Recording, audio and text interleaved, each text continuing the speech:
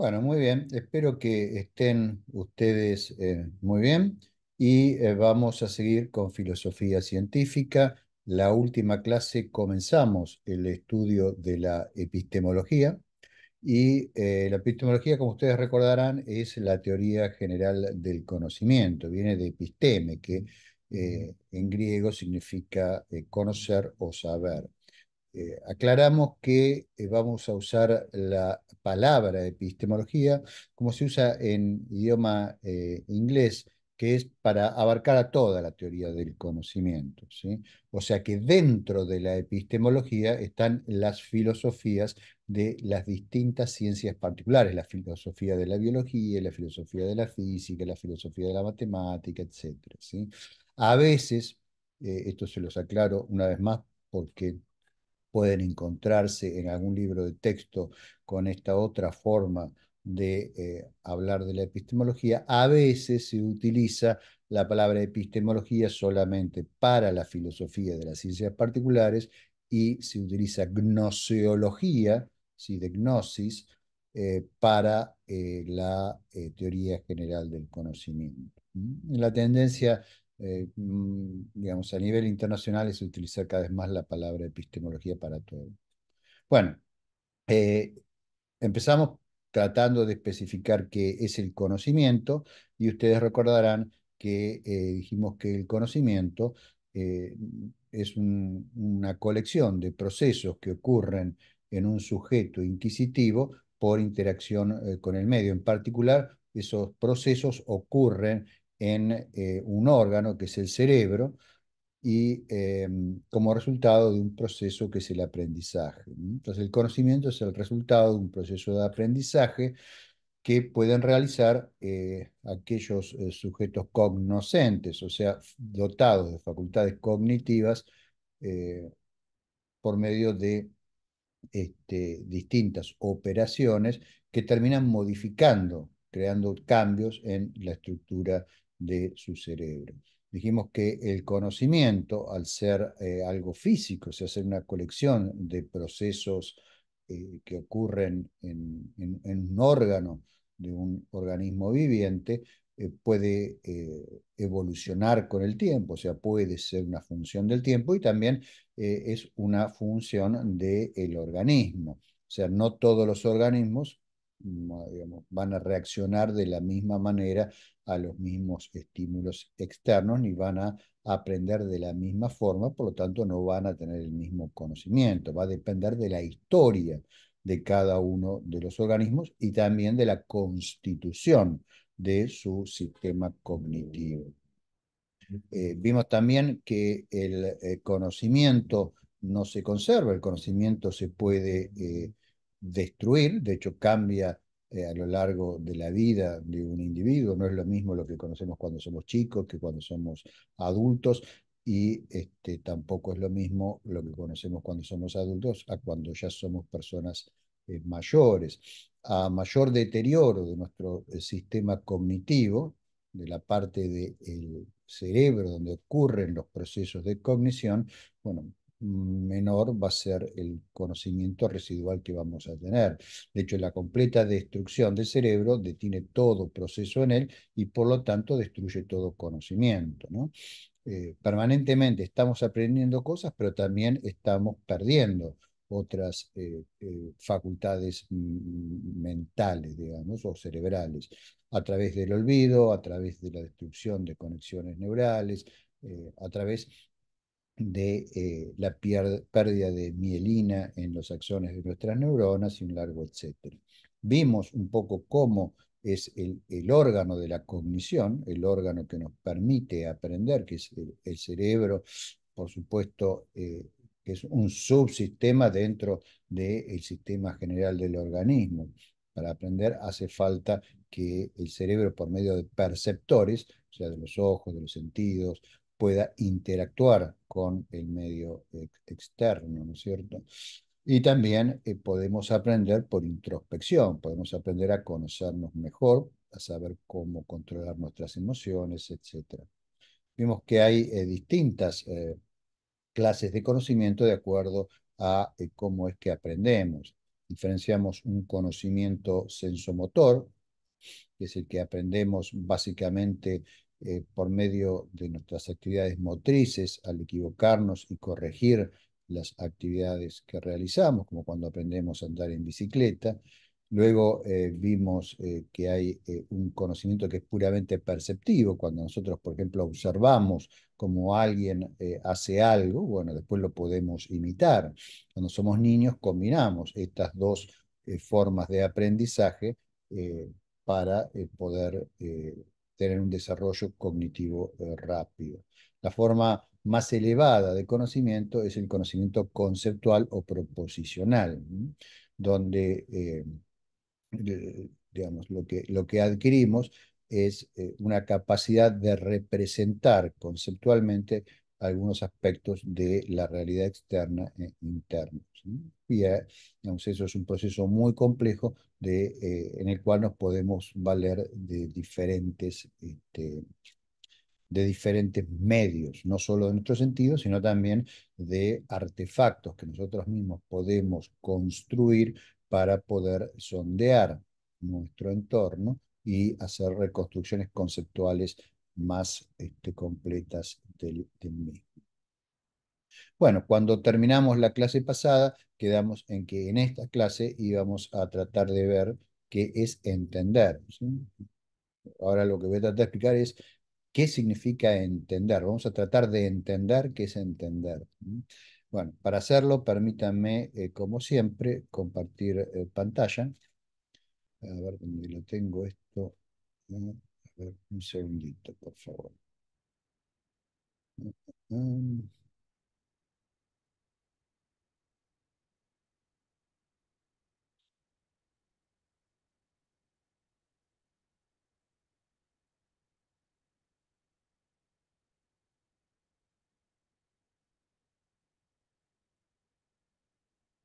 un momento, por favor. ¿Sí? Que tengo una mezcolanza de cosas acá en la computadora. A ver, voy a empezar de nuevo. Aquí está. Sí. No lo podía encontrar. Bueno, ahora supuestamente están viendo una slide que dice entendimiento. La ponemos en pantalla completa. Y bueno, eh, cuando nosotros hacemos, por ejemplo, ciencia, cuando preguntamos algo, cuando miramos atentamente algo que está ocurriendo en nuestro entorno, en general lo que queremos es entender, ¿no? Entender. Ahora, ¿qué significa entender? Obviamente es una operación cognitiva, ¿sí? A veces la designamos también por la palabra comprender. Básicamente son sinónimos. Ahora, es una operación cognitiva que se aplica a qué? O sea, ¿cuáles son las cosas que aspiramos o podemos llegar a aspirar a entender? Bueno, podemos tratar de entender hechos. Por ejemplo, puedo intentar entender qué es lo que sucede en la atmósfera para que se produzca un rayo. ¿Mm? Entonces, pueden tratar de entender eso, que es un proceso, o sea, una sucesión de cambios en un sistema muy complejo, que es la atmósfera, o puedo tratar de entender, por ejemplo, cuál es el origen del campo magnético terrestre, puedo intentar entender por qué en determinada región del Amazonas, cierta especie de plantas está muriendo en forma sistemática. Puedo tratar de entender muchas cosas acerca del mundo que me rodea, o sea, puedo tratar de entender hechos, sucesos, acontecimientos, procesos, estados de cosas, ¿sí? Puedo, por ejemplo, tratar de entender por qué fulanito de tal está triste, ¿sí? Porque está en ese estado y no en otro, porque no está alegre. O puedo tratar de entender, ¿no?, cuál es el origen de la depresión en una persona y muchas cosas más. En general, en ciencia tratamos de entender hechos, ¿sí? También podemos querer entender símbolos, ¿no? Por ejemplo, cuando uno está aprendiendo a leer en cirílico, bueno, quiere entender qué es lo que significa o qué lugar ocupa en el alfabeto cirílico cada uno de los símbolos que va encontrando, que les van explicando que existe. Lo mismo cuando uno aprende cualquier nuevo idioma, uno busca tratar de entender el significado de símbolos. Cuando uno estudia matemática, por ejemplo, también uno puede encontrarse con un símbolo, ¿sí? Y preguntarse, bueno, ¿y este símbolo qué es lo que está designando? ¿Sí? Bueno, y podemos tratar de comprender constructos, ¿sí? Constructos, por ejemplo, puedo tratar de entender qué es un espacio de Hilbert, ¿sí? Bueno, para eso voy a tener que estudiar análisis funcional. Para poder entender a su vez el análisis funcional, voy a tener que antes haber estudiado álgebra y análisis matemático estándar, ¿sí? El cálculo integral diferencial. Y antes de eso voy a tener que haber estudiado aritmética y teoría de conjuntos y matemática básica, ¿sí? Y así sucesivamente podemos intentar entender distintas clases de constructos. ¿Mm? También podemos intentar entender constructos artificiales. Podemos tratar de entender cómo funciona una determinada pieza de un automóvil, por ejemplo. O podemos intentar entender cómo funciona nuestro celular. ¿Mm? Bueno, entonces la operación cognitiva, la que llamamos entender, la podemos aplicar a distintos objetos, a hechos, ¿m?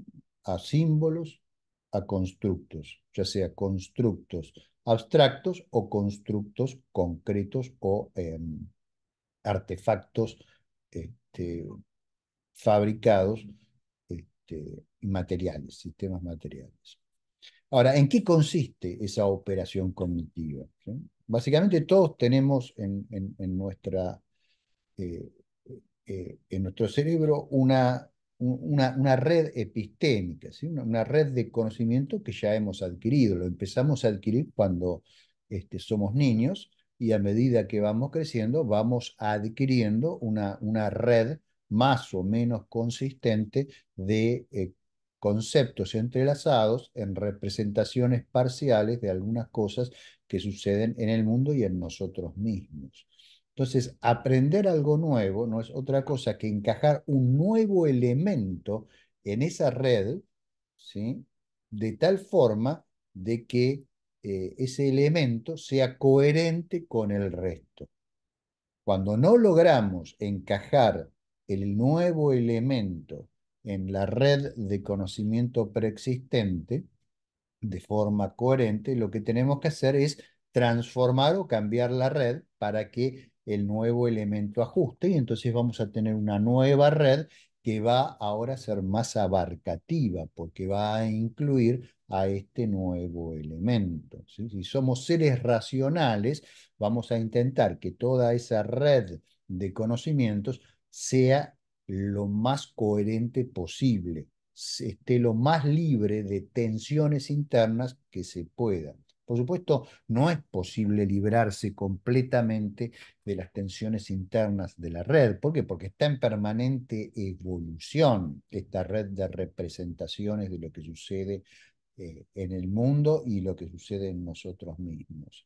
Va cambiando todo el tiempo y lógicamente cuando va cambiando, no todas las partes de esa red cambian a la misma velocidad. Entonces, necesariamente van a aparecer tensiones, ¿sí? Incluso cuando ya hablamos de entendimiento sistemático, por ejemplo, como cuando hacemos ciencia.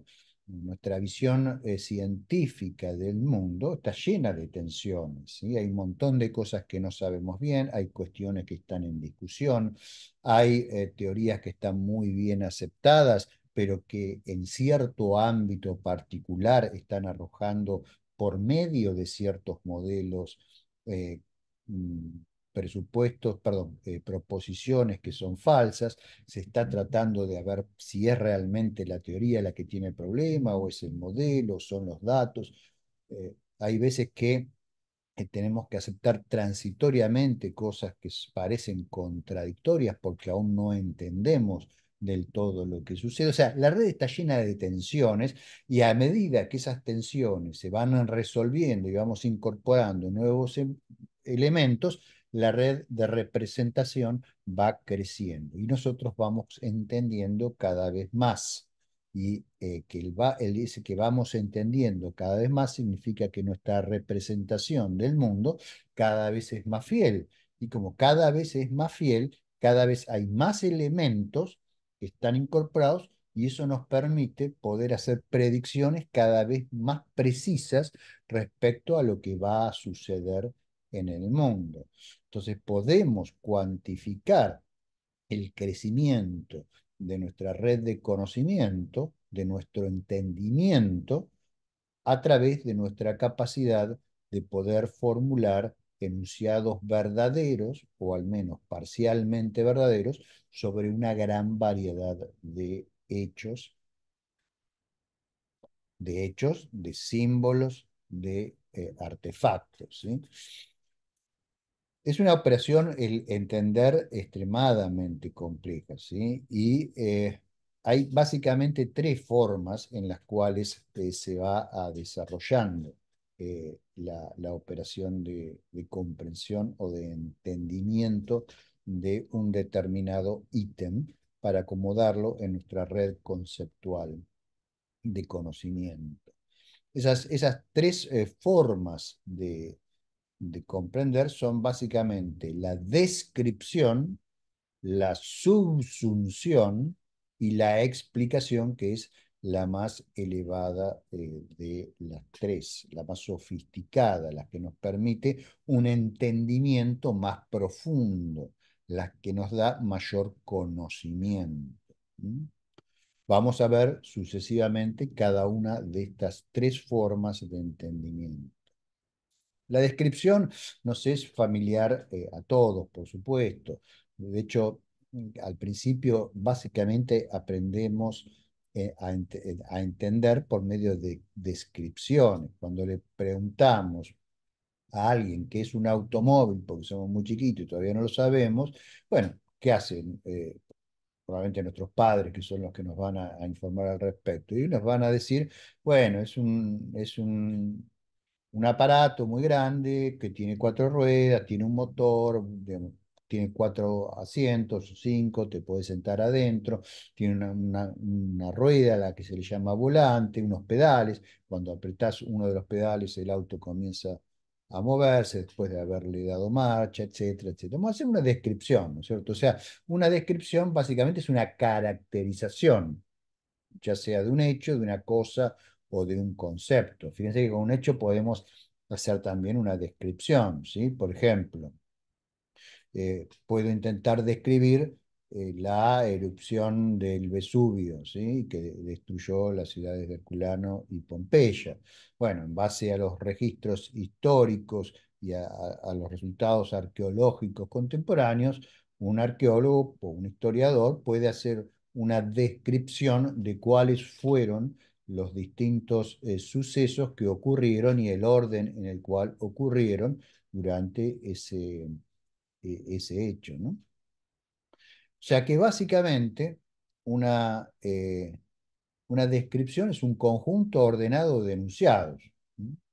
Por ejemplo, si estoy describiendo una cosa, estoy describiendo, no sé, una lámpara, alguien que nunca vio una lámpara, bueno, voy a decir, bueno, es un dispositivo que funciona sobre la base digamos, una corriente eléctrica alterna. La corriente esa eléctrica alterna hace que por unos cables que tiene la lámpara los electrones oscilen. Cuando oscilan en un lugar de la lámpara, que es la lamparita, digamos, ahí hay un filamento que cuando se calienta debido a la oscilación de los electrones, emite luz, bueno, toda una serie de enunciados que van permitiendo a la persona que está oyendo o leyendo la descripción, digamos, crearse una imagen mental de que es una lámpara, ¿sí? Las descripciones también, por ejemplo, se usan mucho en ciencias donde al principio hay que hacer amplias relevamientos de lo que existe. Por ejemplo, en zoología, en biología. Supongamos que hay una expedición a algún lugar muy remoto de el Amazonas o de Tanzania o algún lugar que no está muy explorado, y entonces los científicos, los botánicos, por ejemplo, se encuentran con nuevas especies de plantas. Bueno, lo primero que van a hacer es una descripción de estas plantas para poder, digamos, después tratar de catalogarlas de alguna manera, de meterlas dentro de las clasificaciones generales que tienen de las plantas. Después tomarán muestras, harán, digamos, cosas más complejas, pero lo primero que van a hacer es una descripción. Darwin, cuando hizo su viaje en el Beagle alrededor del mundo, si ustedes leen su libro, ¿no? Su diario, Viaje de un naturalista alrededor del mundo, libro que por cierto les recomiendo efusivamente, van a notar que está lleno de descripciones, descripciones de animales que nunca antes fueron observados, descripciones de plantas, descripciones geológicas, descripciones geográficas, descripciones hidrográficas, descripciones de las costas y muchísimas otras cosas más. Esas descripciones que él anotó con tanto detalle, luego le permitieron, a lo largo de los años, digamos, tener una fuente invaluable de datos que le permitió intentar entendimientos más profundos que la mera descripción, ¿sí? A partir de todos los hechos que había caracterizado en, en ese diario. Los exploradores, por ejemplo, durante el siglo XVI, bueno, hacían descripciones detalladas de las tierras en las que se adentraban, que después comunicaban a aquellos que habían permanecido en Europa, los primeros exploradores, bueno, digamos en España, en Portugal, eh, realizaban descripciones detalladas de lo que encontraban. Y hoy en día, aún hoy, digamos, son esas descripciones fundamentales para tratar de comprender a culturas que han desaparecido, ¿sí? Ahora, las descripciones nunca pueden ser completas porque nosotros podemos prestar atención a una cierta cantidad de rasgos de la cosa descripta y podemos formular un número finito de proposiciones que intenten describir eh, esa cosa. Podemos decir, bueno, la cosa tal tiene tal color, la cosa tal tiene tal forma, tiene tal rigidez, digamos, tiene tal temperatura normalmente cuando está expuesta a la temperatura ambiente, tiene tendencia a tal cosa o a tal otra. Pero en el fondo, esas son algunas de las propiedades de esa cosa. O sea, es imposible hacer una descripción exhaustiva de ninguna cosa material, porque digamos, puede ser observada, puede ser descrita desde infinitos puntos de vista, y en principio hay infinitos enunciados particulares que uno puede formular y eso, digamos, en la práctica no es posible. Siempre nos tenemos que contentar con una descripción de los aspectos más relevantes de una cosa. Si queremos eh, tener una representación completa de la cosa, vamos a tener que ir a un nivel más profundo de entendimiento que la descripción. Lo único que se puede describir completamente son los objetos matemáticos. Y eso porque en matemáticas, como ya vimos, tenemos reglas de formación precisas porque es un lenguaje formal. ¿Sí? Es un lenguaje formal interpretado conceptualmente. Pero, por ejemplo, yo les puedo describir en forma completa un triángulo rectángulo. Por ejemplo, es una figura geométrica sobre el plano que tiene tres lados y dos de esos lados forman un ángulo de 90 grados. Dicho eso, no hay más nada que decir de un triángulo rectángulo. ¿Sí? Cualquier otra cosa que ustedes quieran saber, la pueden inferir usando las reglas de la geometría a partir de esa descripción. ¿Sí? Entonces, en matemáticas sí podemos tener descripciones completas porque conocemos las reglas de inferencia de cualquier enunciado que después querramos construir. Pero en el mundo empírico eso no es posible, ¿sí? O sea, nunca entendemos completamente a partir de la descripción. Normalmente es el primer paso hacia el entendimiento, pero nos da una comprensión muy superficial de lo que estamos tratando de entender. Porque a veces incluso las cosas parecen ser lo que no son, ¿sí? Entonces eso nos puede llevar a cometer errores. A veces sobre la base de una cierta descripción tendemos a suponer que existen en el mundo cosas que no existen, ¿sí? Porque la observación ha sido imperfecta. Por ejemplo, los antiguos marinos hablaban de serpientes marinas y hoy sabemos que esas serpientes marinas son descripciones defectuosas de otro tipo de animales marinos, que podrían ser desde ballenas hasta calamares gigantes, ¿sí? Muy bien. Luego tenemos la subsunción, ¿sí? La subsunción es también un conjunto ordenado de enunciados, como la descripción, pero es eh, es un conjunto en el cual el último de los enunciados se sigue de los anteriores, ¿sí? O sea, un hecho singular se puede subsumir bajo un cierto patrón general. Entonces, la forma lógica de la subsunción es para todo x, p de x, eso se toma como verdadero, entonces cuando se evalúa en algún x particular, lo que tenemos es p de a, ¿sí?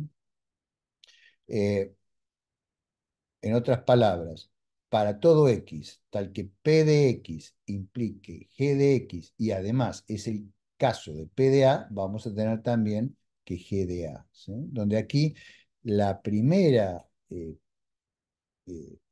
parte es una ley, ¿sí? Estoy diciendo para todo x, tal que x tiene la propiedad p, entonces x también va a tener la propiedad g. Y después estoy afirmando que es el caso que a tiene la propiedad p.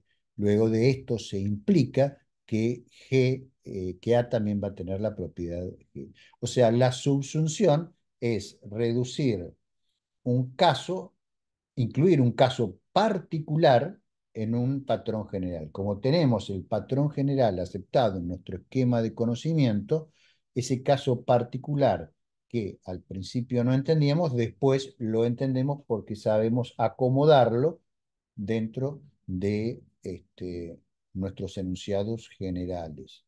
Por ejemplo, eh, yo veo un objeto, digamos, no identificado en el cielo, ¿sí?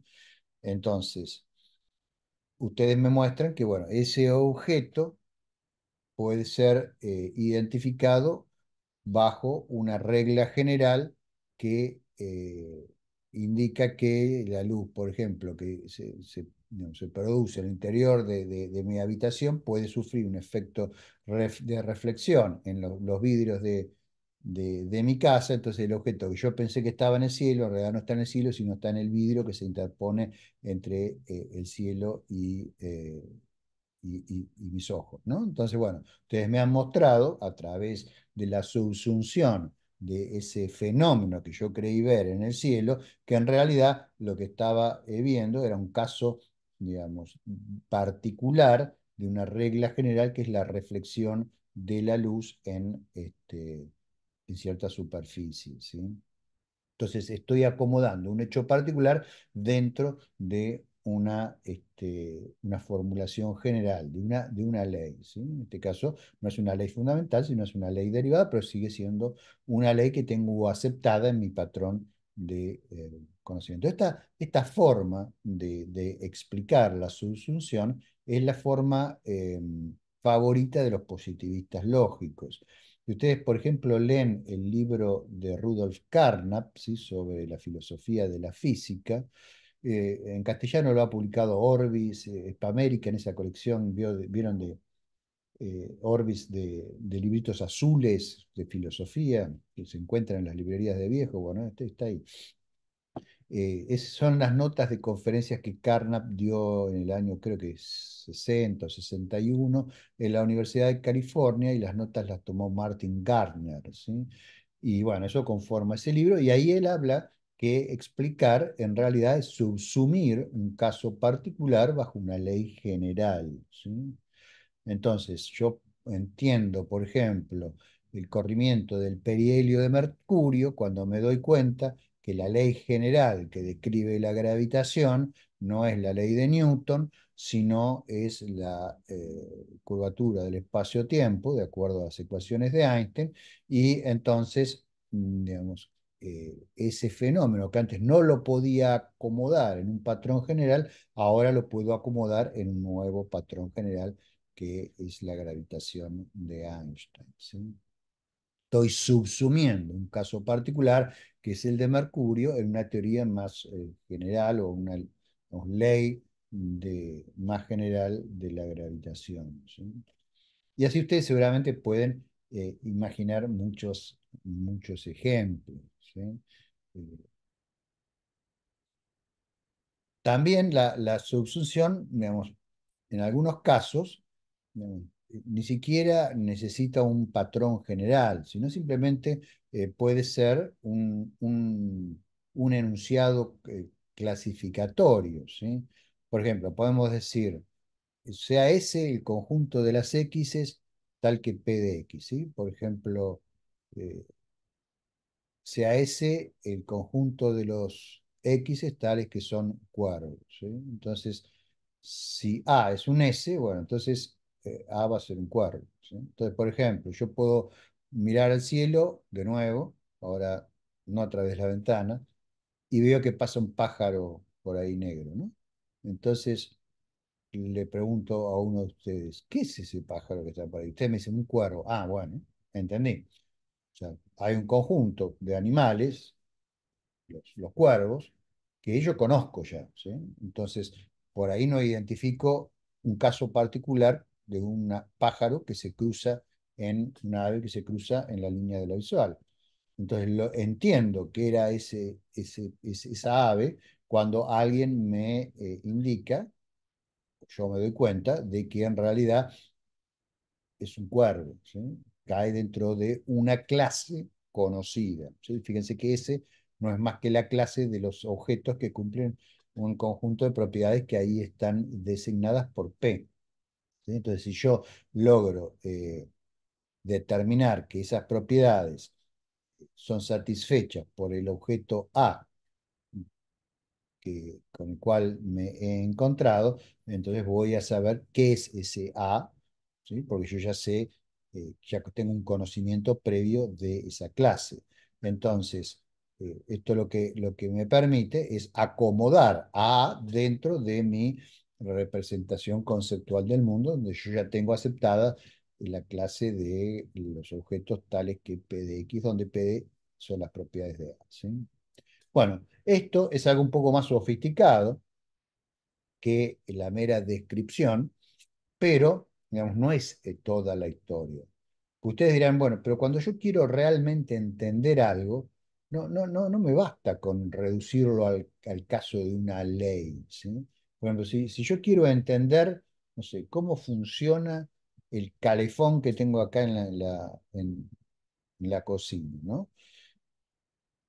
Por más que ustedes me digan, bueno, eso obedece a las leyes de la termodinámica, sí, claro, y de la mecánica, y de la teoría de fluidos, claro, pero quiero entender realmente cómo funciona el calefón. Por más que me digan todo eso, yo no voy a poder ir y construir un calefón, ¿sí? Necesito algo más, necesito un conocimiento más profundo. Necesito una explicación, que es la otra forma de entendimiento, que es la más sofisticada. En general, en ciencia, si bien describimos, si bien subsumimos, en realidad, nuestro objetivo último es explicar. cuando alguien me pregunta qué es un cuásar, bueno, yo puedo ensayar una descripción, ¿sí? Si la persona no tiene una formación técnica profunda. Puedo decir, bueno, es un núcleo de una galaxia donde la cantidad de radiación que se está emitiendo es mucho mayor que la contribución de las meras estrellas que forman la galaxia. Hay una componente adicional, esa componente es ese núcleo al que se le llama activo, y es activo porque consta de un agujero negro sobre el cual cae materia, esa materia se calienta y produce mucha radiación. Puedo decirle una cosa así, pero en realidad no va a estar teniendo un conocimiento profundo de lo que sucede, ¿sí? Puede usar la subsunción. Por ejemplo, un astrónomo puede decir, bueno, ¿y esa estrella por qué es tan variable? Y yo le puedo decir, porque en realidad no es una estrella. Fíjate que ese es un cuásar, y le muestro un catálogo y efectivamente ve que está catalogado como un cuásar. Bueno, es un caso como este que están viendo acá, ¿no es cierto? Es un ejemplo de subsunción. El astrónomo se dio cuenta que el objeto que estaba mostrando la propiedad de la variabilidad en realidad estaba clasificado, era parte de la clase de los cuásares. Entonces, está bien, subsumió y entendió que era un cuásar. Ahora, un astrofísico, si me pregunta, bueno, ¿me explicás cómo, qué es un cuásar? Bueno, yo le tengo que explicar lo que sé de cómo funciona un cuásar, ¿sí? O sea, tengo que describirle toda una serie de procesos muy complejos que ocurren en esa galaxia, que tienen como resultado esa fenomenología, esa variabilidad, el espectro que se observa, la cantidad de radiación que se emite, el hecho de que esa radiación es de un tipo particular y no de otro, y muchísimas cosas más. Y para todo eso voy a tener que invocar mecanismos, voy a tener que conjeturar mecanismos, ¿sí? O sea, voy a tener que establecer modelos. Entonces, ahora vamos a ver qué es explicar, que es la forma más profunda de, de entendimiento que podemos tener. En general, la explicación trata de responder el porqué de las cosas, ¿sí? ¿Por qué el rayo es brillante? ¿Sí? ¿Por qué el rayo cuando golpea la Tierra, digamos, levanta la temperatura a cientos o miles de grados? ¿Sí? Eh, ¿De qué está hecho el rayo? ¿Por qué es así y no de otra manera? ¿Sí? Bueno, eso pide una explicación, ¿sí? No, no alcanza una subsunción, ¿sí? Ni alcanza una descripción. El que pregunta, digamos, ¿qué es un rayo? Quiere que alguien le responda, un rayo es tal cosa. Está preguntando por qué es así y no de otra manera. Los positivistas lógicos, y también cuando uno a veces va a la universidad, los que no entienden nada de ciencia suelen decir, bueno, la ciencia no responde preguntas que empiecen con por qué. A mí me lo dijeron eso cuando yo estudié física hace 40 y pico de años. Eh, la ciencia responde preguntas que empiezan con cómo. ¿Mm? Y eso es falso. O sea, el objetivo de cualquier científico que se precie es tratar de responder por qué brilla tal galaxia con la luminosidad con la que brilla, por qué tal animal tiene la conducta que está desplegando, por qué una persona depresiva, ¿sí? Tiene tal y tal comportamiento.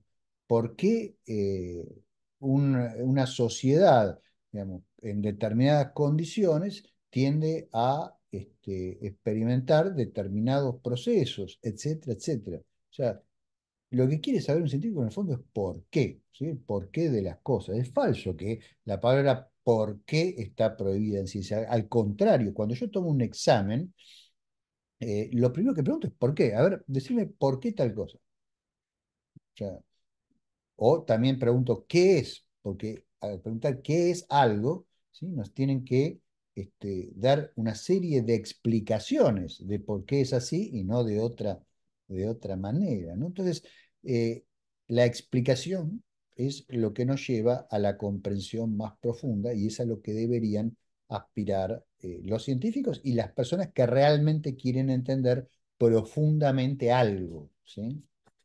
Entonces, como la subsunción, o sea, la explicación también es una deducción a partir de regularidades, o sea, de leyes y de circunstancias, ¿sí? Circunstancias son, digamos, los datos del entorno en el cual aconteció lo que queremos explicar, ¿sí? En particular, las regularidades son leyes naturales que pueden ser fundamentales o no, pueden ser leyes derivadas, y datos que caracterizan una situación particular. Si ustedes quieren saber por qué cierta población de chimpancés migró de un determinado lugar, lo que van a necesitar son datos de ese lugar particular y de esa población de chimpancés, no datos de, digamos, una población de chimpancés que está en en un zoológico en Estados Unidos o una reserva ecológica en Estados Unidos, ¿eh? Sino, si ustedes están interesados en el por qué esa población específica migró, bueno, van a tener que ir y estudiar el sitio y obtener datos del sitio y tratar de, digamos, conjeturar qué pasó, ¿sí? ¿Por qué se fueron de ahí? Entonces, ¿cómo hace la explicación para responder preguntas que empiezan con por qué? Bueno, mediante la explicitación de mecanismos, ¿sí? Los mecanismos, ahora vamos a ver, son representaciones conceptuales de series de sucesos, o sea, de procesos que dan lugar a acontecimientos específicos. La forma lógica que toma la explicación es muy similar a la de la subsunción, pero aquí aparece la mediación del mecanismo. O sea, en vez de ser una caja negra, digamos, que se reduce simplemente al caso particular, al caso general, acá esto está mediado por un mecanismo que nos dice los procesos que llevaron de aquí hasta allá, ¿sí? Y por eso es que decimos, bueno, ahí entendimos más profundamente, ahí nos explicaron qué fue lo que pasó. ¿Mm? De la forma lógica es para todo x, tal que f de x, entonces m de x, y m de x implica g de x. Si es el caso que A satisface F, entonces perdón, va a satisfacer a G. Donde este M, que está acá, digamos, mediando, es un mecanismo, ¿sí? O sea, si algo tiene las propiedades F, ¿sí? Entonces podemos decir que en ese algo opera un determinado mecanismo en base a esas propiedades y condiciones especiales que van a ser las FDA, ¿sí? Y ese mecanismo va a implicar a su vez ciertos resultados generales que, cuando se fijan las condiciones especiales, nos va a decir que para las condiciones A van a darse las ocurrencias que se describen por los predicados G. Entonces, la clave está en este mecanismo, ¿sí? Y ese mecanismo es una colección de procesos materiales, ¿sí?, que le permite al sistema realizar algunas funciones. Por ejemplo, el ejemplo que les di hoy de los cuásares, por ejemplo, lanzan chorros de plasma gigantescos al espacio, ¿sí?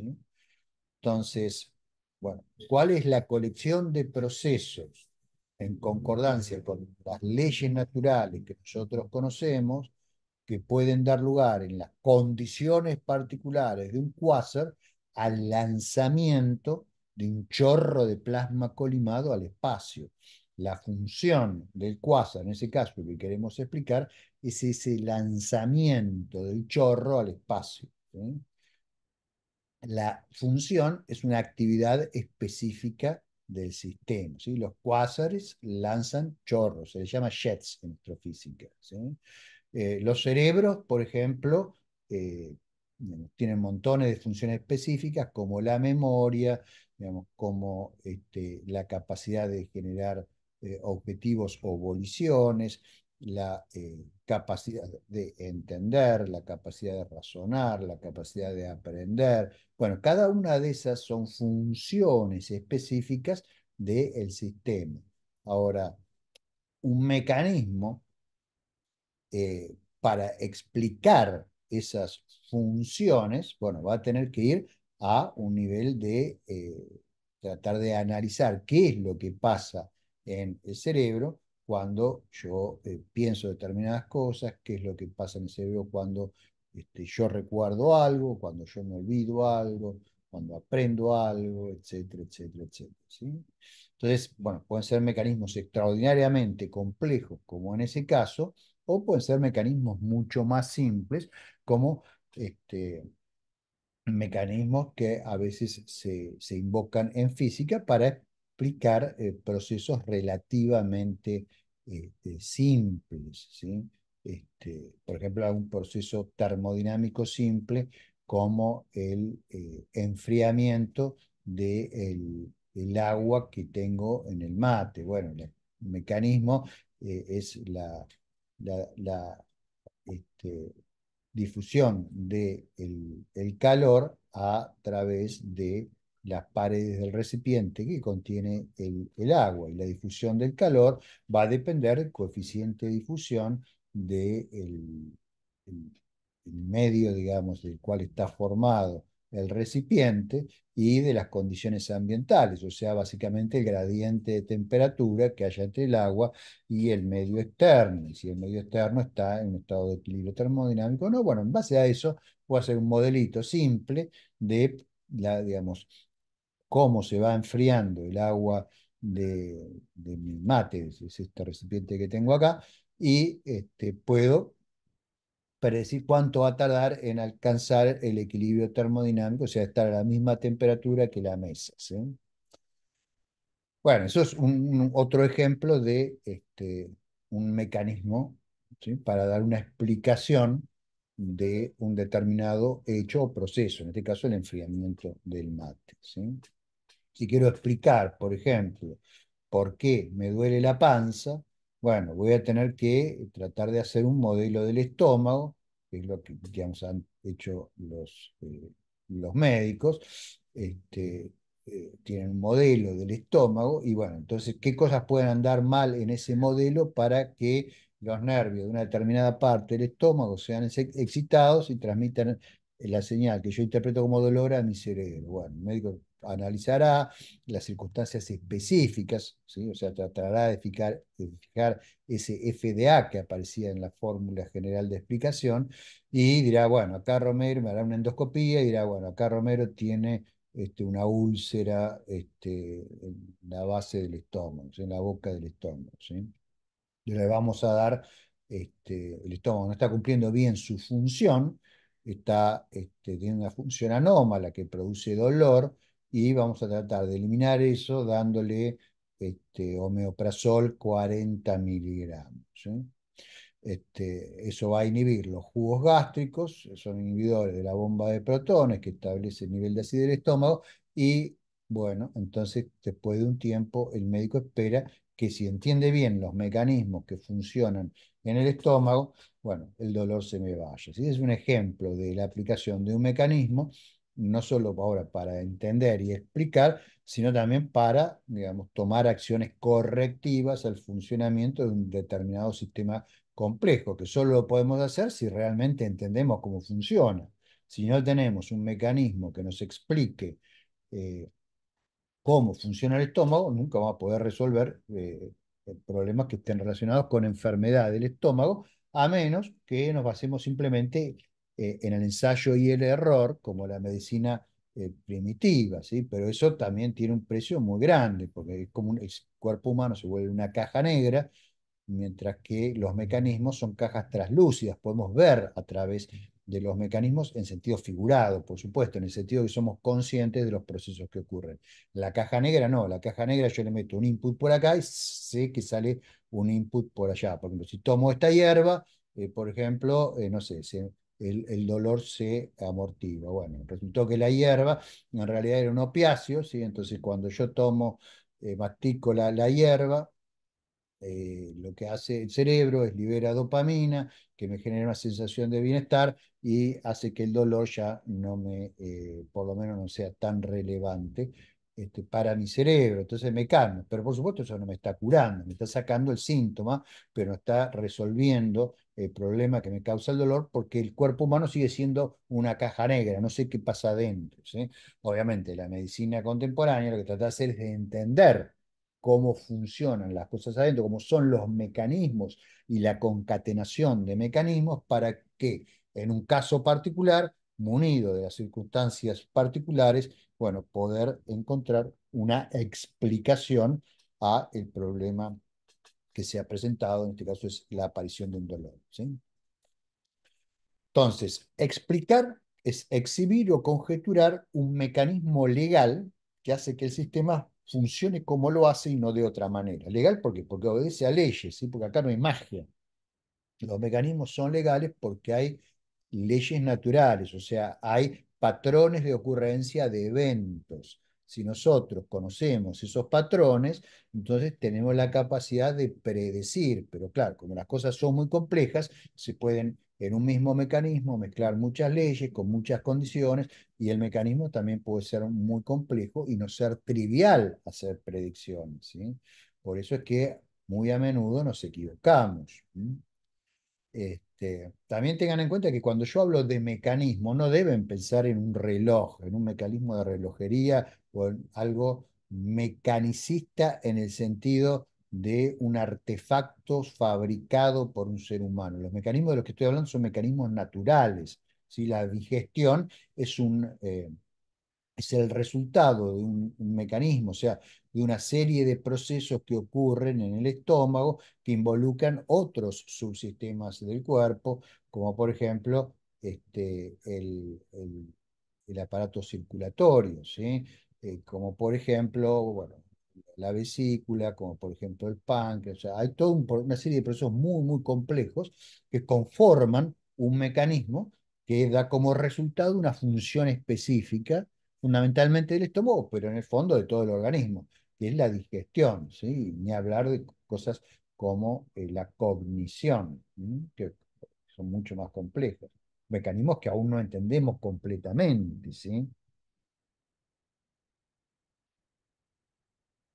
Entonces, como los mecanismos recurren a leyes, podemos clasificarlas de acuerdo a cómo son los procesos que subyacen a esas leyes. O sea, podemos tener mecanismos que son estrictamente causales, porque las leyes son causales, o mecanismos que tienen componentes aleatorias, ¿sí? Porque tenemos una secuencia aleatoria que caracteriza una propensión a la ocurrencia de un evento, pero que no lo garantiza, sino a lo sumo nos permite calcular una probabilidad asociada a la propensión, ¿sí? O puede haber mecanismos que sean mixtos, que tengan tanto componentes causales como componentes aleatorias con determinadas propensiones. Pero todos estos mecanismos son legales, o sea, todos obedecen a leyes naturales. No hay magia en el mundo, ¿sí? Por eso es que podemos modelarlo. Por eso es que podemos representarlo.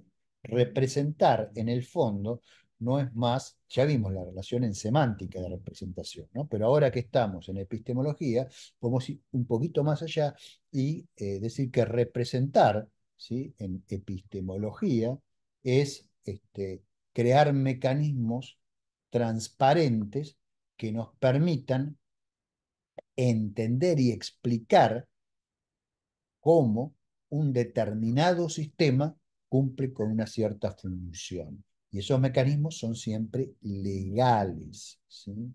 Legales, insisto, porque no hay magia, no hay ocurrencia de eventos que no pertenecen a algún patrón. O sea, ocurrencia de eventos cuyo espacio de estados no está restringido de alguna manera. Todo suceso, o sea, todo cambio que ocurre a alguna cosa, está restringido de alguna manera en su espacio de estados, ¿sí? No hay cosas que tengan un espacio de estados infinitamente accesible, ¿sí? Si yo, digamos, a la única entidad que la fantasía de los hombres le ha atribuido esa posibilidad es a Dios. ¿sí? Aparentemente el espacio de estados de Dios es infinito y es este, completamente accesible, ¿sí? A él. Por eso es omnipotente, porque no tiene ninguna restricción a su potencia. Pero bueno, eso implica un montón de problemas. Si les interesan los problemas de la omnipotencia, hay una charla mía en este mismo canal, la pueden encontrar en la lista de charlas de filosofía que trata de digamos, de los atributos divinos o digamos, de la existencia de Dios. El título de la charla es La existencia de Dios. Y ahí yo discuto precisamente los problemas de un espacio de estado sin restricciones, o sea, los problemas de la omnipotencia. Bueno, la omnipotencia digamos, permite la magia, o sea, permite que pasen cosas que, por ejemplo, aparezca un conejo arriba de la mesa y ese conejo se transforma en un cuadrado y eso desaparezca, ¿sí? Bueno, eso en el mundo no se da. Si a alguno le interesa la crítica de la teología que asume que eso sí es posible, bueno, este, puede ir a esa charla.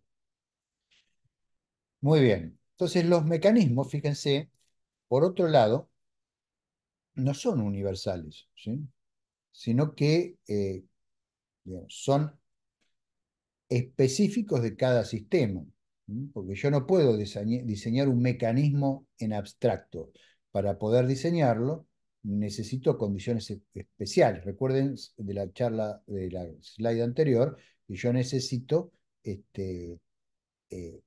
perdón, acá me fui para el otro lado, especificar las condiciones especiales, ¿sí? Que me permiten hacer esta diferencia. Entonces, los mecanismos no son generales. O sea, yo puedo tener un mecanismo para el estómago, pero no puedo tener un mecanismo para todos, ¿sí? En cambio, una ley universal aplica a todo. La ley universal de la gravitación aplica a todo. O sea, aplica a mi estómago, pero también aplica a mi cerebro, aplica a un automóvil, aplica al planeta Marte, aplica a una galaxia, aplica al cuásar más lejano que se haya detectado.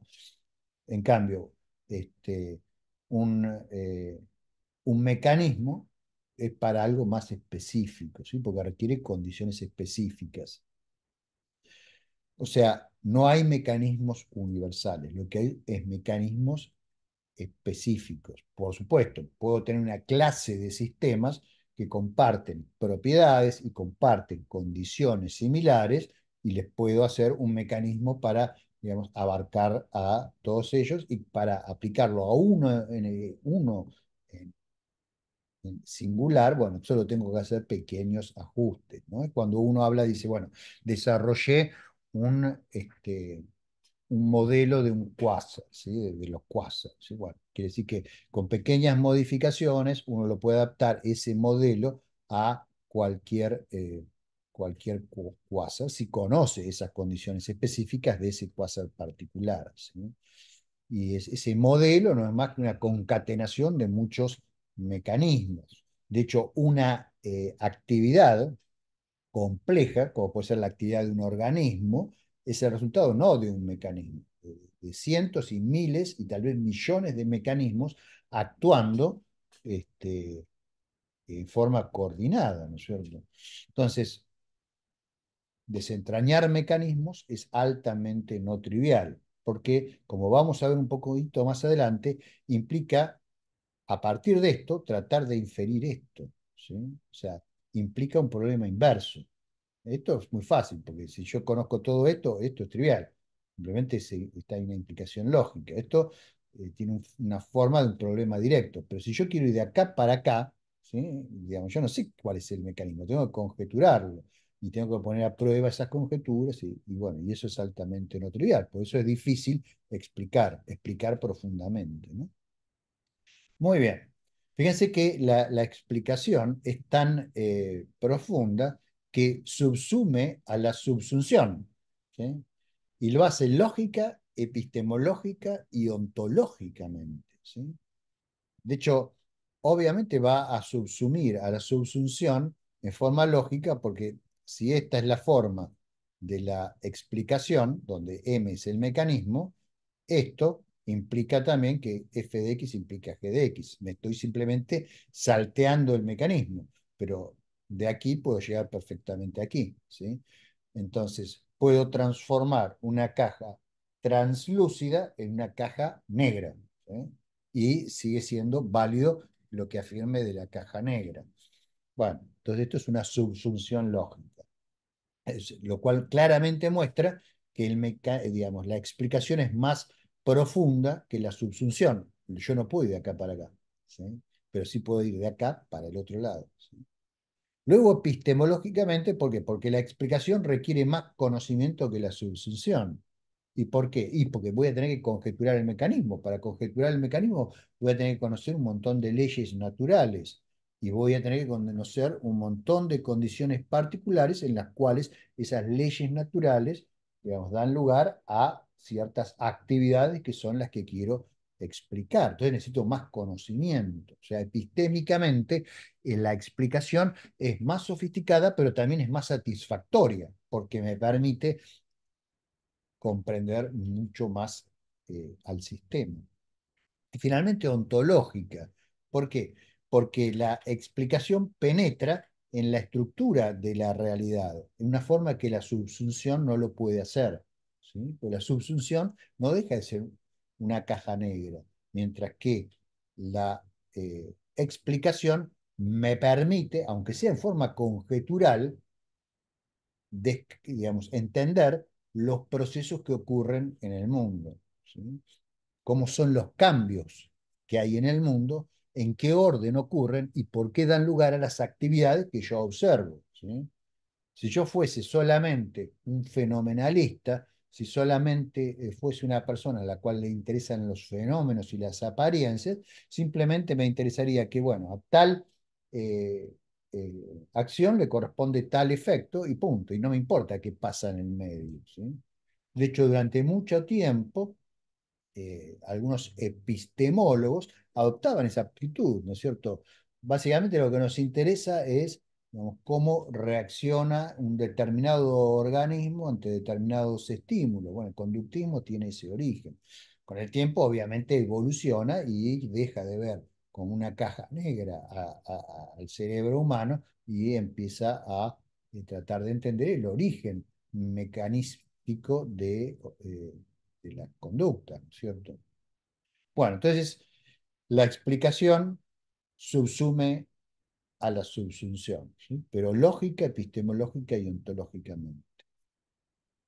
Entonces, fíjense que cuando tenemos una explicación, esto es un proceso epistémico o cognitivo que básicamente va a involucrar a tres componentes, ¿sí? La primera, un explicador, que puede ser, por ejemplo, un ser humano, ¿sí? Un científico, por ejemplo, pero también puede ser cualquier persona que esté realizando la explicación. Luego, un objeto a ser explicado, o sea, cuando uno quiere explicar, tiene que querer explicar algo, ¿sí? O sea, no puede explicar si no tiene un objeto de explicación. Por ejemplo, puedo querer explicar por qué brillan las estrellas, ¿sí? Por ejemplo, Eh, ese fue un problema muy importante que la gente buscaba explicar durante el siglo XIX. O sea, si una estrella simplemente brilla porque es un gas muy caliente, bueno, se tiene que, digamos, las reacciones que producen el calor se tienen que acabar en un tiempo demasiado corto que parece ser incompatible con los registros de vida sobre la Tierra. Y para que haya vida sobre la Tierra, el Sol tiene que emitir radiación electromagnética. Entonces, no estaba claro cómo es que las estrellas pueden producir la luminosidad que ellas producen durante un tiempo tan largo, ¿sí? O sea, ¿qué es lo que está produciendo ese calor en las estrellas durante tanto tiempo y que no se consume? O si se consume a una tasa muy, muy baja.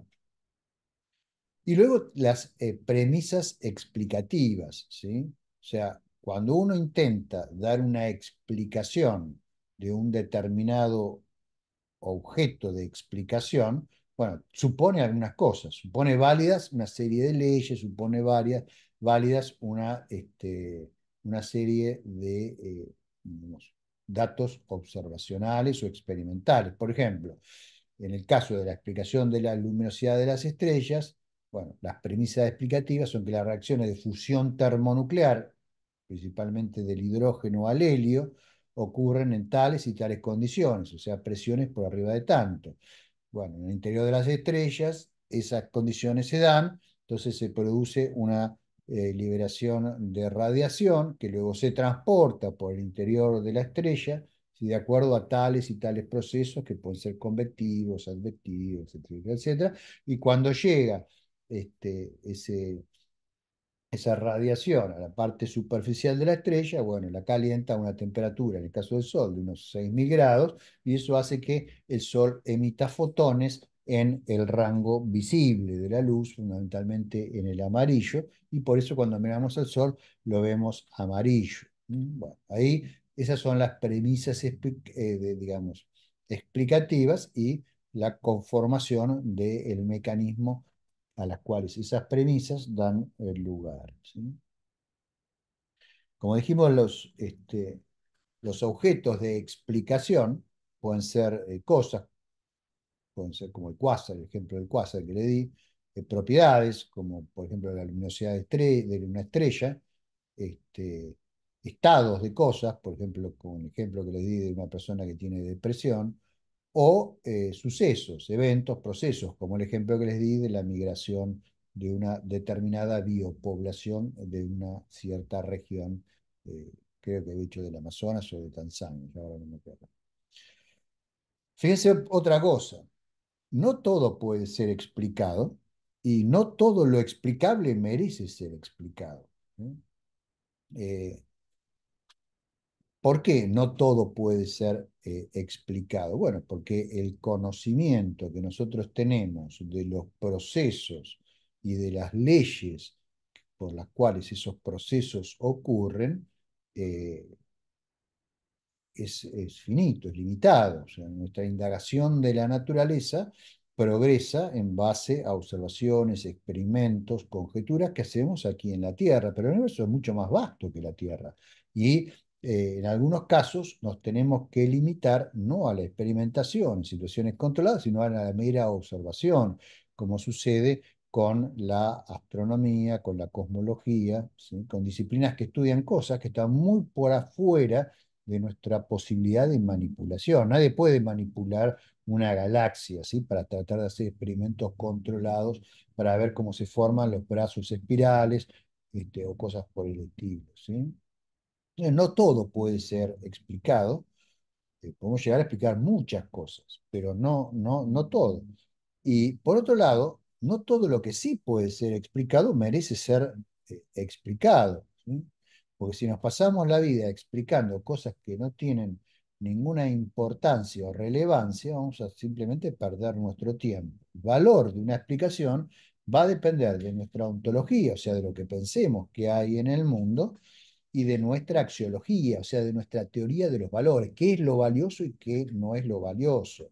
Supongamos que viene alguien y me dice, Gustavo, mira, vi en una casa acá a 3 cuadras, pasé a la noche y había un fantasma ahí en la puerta de la casa. Y yo no voy a investigar a ver si estaba el fantasma o no, porque tengo razones de sobra para no perder mi tiempo en tratar de desacreditar la existencia de los fantasmas, ¿sí? Que ya de por sí, digamos, violarían la mitad de las leyes conocidas en la naturaleza. Y por otro lado, no puedo tratar de desmentir a cada loco que viene con una observación hecha a la ligera o con un disparate. A mí, por ejemplo, me llegan permanentemente escritos, ¿no? de gente que no sé por qué están obsesionados con refutar a Einstein, ¿no? Es como que Einstein es un símbolo, ¿no? de una persona muy inteligente y creen que si ellos logran refutar a Einstein, entonces, en particular la teoría de la relatividad, entonces se transformarían ellos en genios. Y en general hay gente que no sabe nada ni siquiera de la relatividad, no puede ni escribir las ecuaciones de Einstein, o que no tiene los conocimientos de matemática adecuada, o básicamente lo que mandan son cosas que no me molesto en leer, porque sé que si alguien puede refutar a Einstein, no me va a mandar a mí por correo normal un librote así gordo, sino que lo hubiese presentado al escrutinio público y lo hubiese publicado en una revista para que sea evaluado por sus pares. Puede ser que una teoría al principio no sea bien comprendida, que sea rechazada de varias revistas, pero finalmente si la observación es verdadera va a terminar teniendo su efecto y siendo reconocida. Y uno no puede pasarse la vida leyendo las cosas, tratando de explicar a cada una de las personas que cree que ha descubierto de nuevo todo, por qué está equivocado, ¿sí? Entonces, no todo merece ser explicado, ¿sí? Este, y bueno, eso obviamente va a depender de nuestra axiología, de nuestra teoría de valores, de qué creemos que es más valioso y qué creemos que es menos valioso, cosa que vamos a tratar un poco más adelante, ¿sí? Ahora, aquellos de ustedes que, por ejemplo, se dedican a la ciencia, quizás están tentados de preguntar, bueno, ¿y cómo hago para explicar, no? Porque cuando eh, termine de mi carrera universitaria y empiece a hacer mis primeras armas en la investigación, voy a tratar de explicar los fenómenos que caen dentro o los hechos que caen dentro del rango de mis intereses, ¿no? Eh, bueno, no hay reglas generales metodológicas para explicar, porque como dije, la explicación implica la conjetura de un mecanismo, y la conjetura de un mecanismo es un proceso inverso, y no hay técnicas generales para resolver problemas inversos. Vamos a volver después sobre los problemas inversos.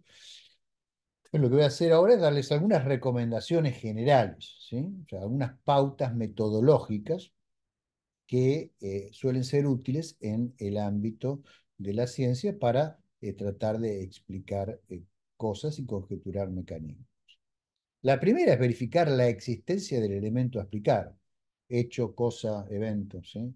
Eh, Hay gente que se ha pasado la vida tratando de explicar, no sé, fenómenos paranormales, ¿sí? Y, digamos, si hubiesen tenido una metodología más correcta para verificar la existencia en sí del fenómeno paranormal, quizás se habrían dado cuenta que los fenómenos paranormales no existen, no había nada que explicar, ¿no? Lo mismo pasa con el ejemplo que le di de los fantasmas, con el ejemplo de los ovnis, los hombres lobo, y bueno, lo primero que uno tiene que hacer es verificar la existencia de lo que va a explicar, ¿sí?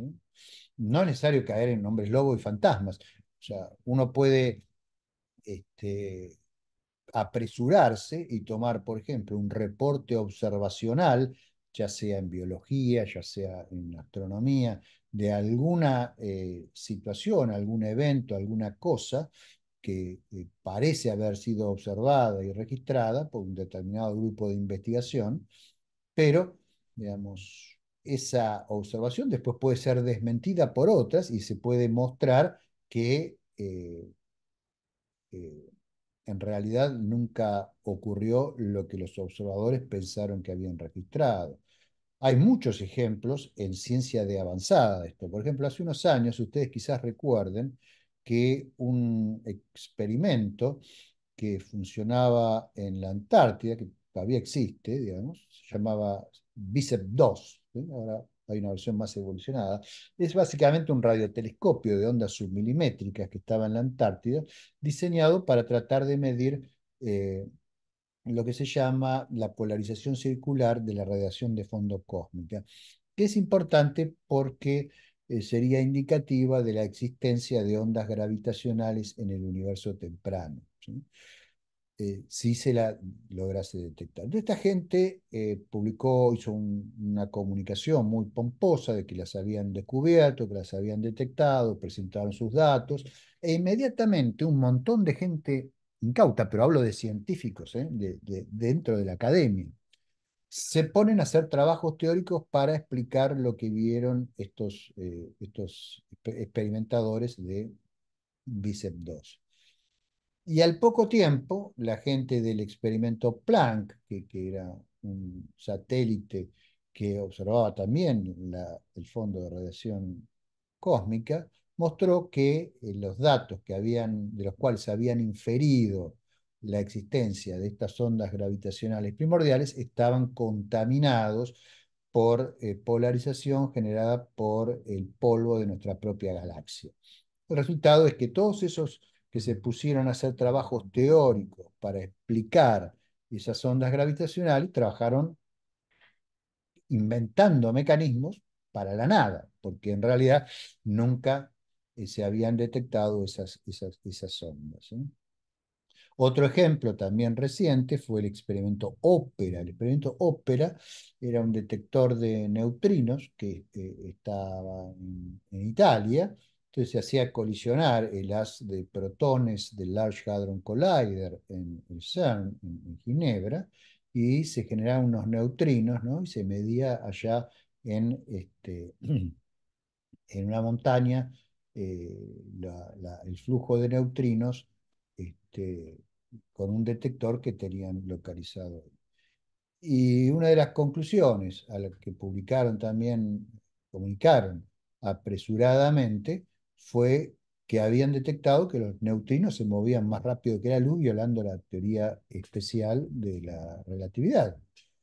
Rápidamente empezaron a aparecer, como siempre aparecen, en un lapso de 2 o 3 semanas, artículos diciendo que, bueno, eran taquiones de no sé qué, o que por ahí unas ideas totalmente demenciales, unos mecanismos realmente estrambóticos, y al poco tiempo se mostró que los supuestos neutrinos habían sido interpretados como supralumínicos, como que iban más rápido que la velocidad de la luz, porque los relojes estaban mal sincronizados. Entonces, bueno, había un problema electrónico. Cuando uno hace experimentos muy complejos, hay un montón de cosas que pueden salir mal, ¿sí? Entonces, no hay que apresurarse a tratar de formular mecanismos para explicar hechos que aún no están bien corroborados. Porque puede ser que lo que se está tratando de explicar no exista, ¿sí? Bien, entonces la primera regla, si va a explicar algo, trate de explicar algo que existe, ¿sí? O por lo menos que tenga razones fuertes para pensar que exista. Segundo, trate de explicar en lo posible lo que existe por lo que existe, ¿sí? Y solo excepcionalmente, cuando no le queda otra, conjeture nuevas entidades en el mundo, ¿sí? Por ejemplo, si vemos que los brazos espirales de la galaxia no rotan a la velocidad que deberían rotar de acuerdo a las teorías de la gravitación que tenemos, bueno, lo primero es tratar de pensar, bueno, quizás hay una materia que no estamos viendo y que esa materia produce una gravitación que hace que los brazos se muevan de esa manera, los brazos espirales de la galaxia. Entonces se diseñaron experimentos para tratar de detectar esa materia, ¿sí? Primero se pensó en materia normal, materia que se llama bariónica, ¿no? Por ejemplo, estrellas que no son luminosas o algunas cosas tipo asteroides o pedazos de hielo, cuestiones por el estilo. Bueno, no se detectaron un número muy bajo, no alcanzaba a explicarlo. Bueno.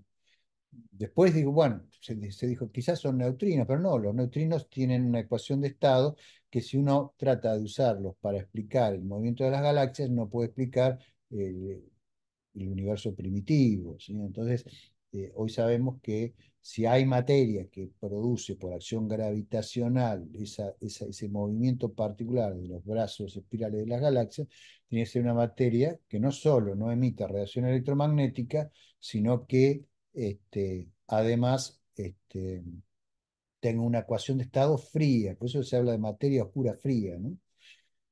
No como los neutrinos que tienen una ecuación de estado relativista, pues se mueven casi a la velocidad de la luz. Tiene que ser materia que se mueva lentamente, por decirlo de alguna manera. Tiene que tener una temperatura muy baja. Pero después no tiene que interactuar prácticamente con nada, porque pues, hacemos montones de experimentos acá en la Tierra y no la detectamos. Hace 70 años que están tratando de detectarlas, ¿sí? O sea que si interactúa con la materia, interactúa solo débilmente y por alguna razón no se la detecta, ¿sí?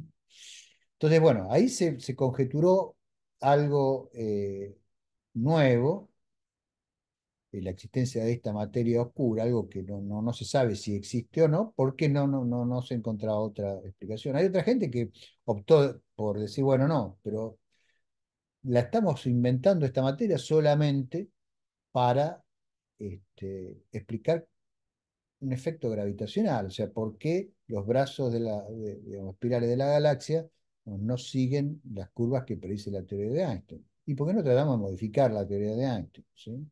A ver si en realidad no hace falta postular ninguna entidad nueva, sino que la gravedad es un poco distinta de lo que Einstein pensó, a por lo menos esas escalas espaciales. ¿Sí? Entonces, bueno, hay un montón de teorías de gravedad alternativa. La más famosa se llama Mond, es todo relativista, pero hay versiones relativistas. Un ejemplo en el cual sí el postular digamos, algo que no se sabía que existía dio resultados fue cuando se observó que en ciertos decaimientos, el decaimiento del neutrón, para ser exacto, no se conservaba exactamente el momento en las partes en las cuales se desintegraba. Y Pauli postuló la existencia de una partícula que se llevaba el momento que faltaba, ¿no? El neutrino. Y el neutrino fue descubierto años después, ¿sí? Entonces, bueno, ese es un caso excepcional, pero por uno de esos casos excepcionales, en general hay muchos casos donde se suponen entidades que después no sirven para nada. O sea, hay gente hoy que para explicar la expansión acelerada del universo postula campos oscuros, postula campos fantasmas, postula todo tipo de cosas extrañas. Hay una proliferación ontológica que, en mi opinión, al menos, es innecesaria para tratar de entender la expansión del universo. Una relatividad general eh, modificada tal como la modificó Einstein, con un término cosmológico, de momento, por lo menos, parece alcanzar. Eh, de la misma manera, si queremos explicar, no sé, un fenómeno aéreo no identificado, es mucho más fácil tratar de explicarlo por cosas que sabemos que existen, ¿sí? Que pueden ser desde rebotes, ecos, en el rebote de un radar, en un grupo de aves, a un globo de observación militar, a un lanzamiento de un dron del cual nadie se percató, a montones de hipótesis por el estilo que agarrar y postular una nave que viene de otro sistema solar, ¿no es cierto? O sea, es una hipótesis extrema, ¿no? Bueno, y obviamente las ficciones nunca van a poder explicar las cuestiones materiales, porque las ficciones no existen, ¿no? Y los objetos materiales, sí, por lo menos no existen materialmente. Luego hay que tratar de explicar en general lo observable por lo no observable. ¿Sí? Si yo quiero explicar la temperatura de nuevo de esto, lo termino explicando por algo que no puedo observar, a pesar de la temperatura la siento, que es el movimiento de las moléculas del agua que está aquí adentro. ¿Sí?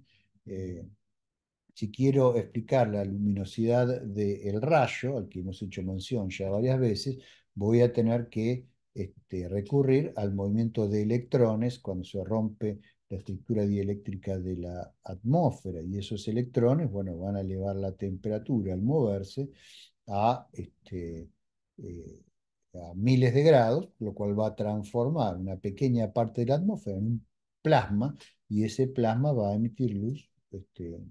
En el amarillo, en el blanco, bueno, va a depender de la temperatura. Entonces, fíjense que para explicar cosas observables recurrimos a cosas que no son observables. Esto, digamos, se hace desde Anaxágoras. Anaxágoras postuló el apeiron, ¿se acuerdan ustedes?, para explicar las distintas sustancias que él veía en el mundo, que él entendía que había en el mundo, como el agua, el aire, el fuego y la tierra, ¿no? Este, Luego, hay que tratar de evitar las explicaciones ad hoc, o sea, aquellas que requieren hipótesis que cubren solamente el tema a explicar. Esta es otra gran objeción que hay contra esa materia oscura de la cual le estuve hablando hoy, ¿no? O sea, la materia oscura se introduce solamente para explicar digamos, las cuestiones este, en las cuales parece fallar la teoría de la relatividad en escalas astronómicas. Y no se introduce por ninguna otra razón, digamos. No aparece en el colisionador de partículas, no aparece en el modelo estándar de las partículas, no encaja con ninguna otra cosa que conocemos. O sea, se introduce solamente por eso. Lo mismo pasó con el éter. O sea, el éter se introdujo para poder explicar cómo las ondas electromagnéticas se propagaban entre las estrellas, o sea, por el espacio que si no estaría vacío, ¿no? Eh, pero no cumplía ninguna otra razón de ser el éter. De hecho, el éter tenía que tener un montón de propiedades ad hoc para no manifestarse. Por ejemplo, la Tierra en su movimiento alrededor del Sol no tenía que experimentar fricción contra el éter porque no se notaba una desaceleración de su órbita. O sea que no tenía que ofrecer resistencia al movimiento de los cuerpos. Cuando la Tierra gira tampoco lo tendría que arrastrar, ¿sí? Eh, no tiene que tener efecto alguno porque no es detectable en el laboratorio, ¿sí?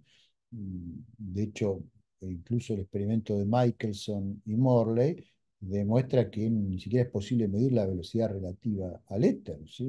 Todo eso hizo que el éter se derrumbara hacia fines del siglo XIX, la teoría del éter, porque era una explicación completamente ad hoc, ¿sí? Quizá algún día pase lo mismo con la materia oscura. O quizá no, quizás terminan encontrando la bendita partícula de materia oscura y llegan a entender qué es esa partícula. Es un tema abierto, ¿sí? Pero en general hay que tratar de explicar con explicaciones ad hoc, que solo aplican al caso que uno está explicando, ¿sí? Hay que, digamos, intentar explicaciones con mecanismos que si uno los traslada a otro ámbito, puede hacer otra clase de experiencias que nos muestra que el mecanismo funciona, ¿sí? Y que los componentes del mecanismo existen. Y finalmente, otro consejo es, hay que desconfiar de tanto las hipótesis como las teorías que pretenden explicarlo todo, ¿sí? ¿Por qué? Porque los mecanismos son específicos y las explicaciones son parciales en general. Cuando viene alguien que dice, bueno, tengo una teoría del todo, que esto es casi seguro que eh, está, digamos, no sabe ni siquiera de lo que habla, ¿no? También me mandan teorías del todo para analizar, y realmente no vale la pena, porque esa pretensión de explicarlo todo los lleva a hacer unas implicaciones que lo que terminan supuestamente explicando no es el mundo real, sino es una ficción que existe en sus cabezas, ¿eh? Este, la complejidad de lo existente es tal que difícilmente una serie de conceptos concatenados para producir una representación conceptual de un mecanismo puede dar cuenta de semejante variedad, ¿sí? Bueno, ¿qué hora es? A ver. Bueno, yo creo que podemos dejar aquí y la próxima clase les explico qué es un modelo, qué es una teoría y vamos a charlar sobre las teorías. ¿Les parece? Bueno, quedamos entonces en vernos en la próxima y les mando un saludo muy cordial.